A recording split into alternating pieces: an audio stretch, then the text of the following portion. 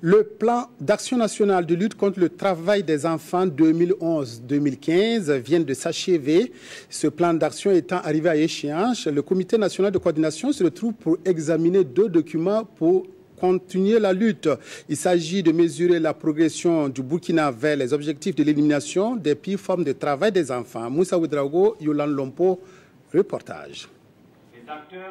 À l'heure du bilan, les membres du comité de coordination du plan d'action national de lutte contre les pires formes de travail des enfants au Burkina Faso sont unanimes.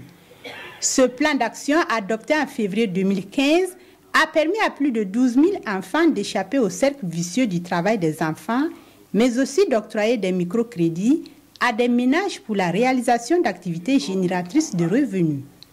Mieux, les populations ont été sensibilisées sur cette question.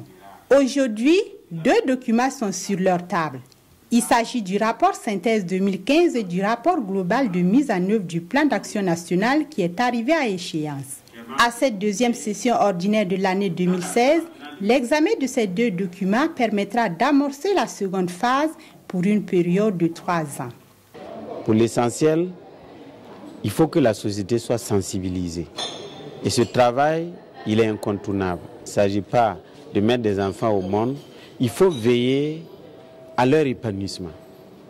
Et il faut veiller à la préservation de leurs droits.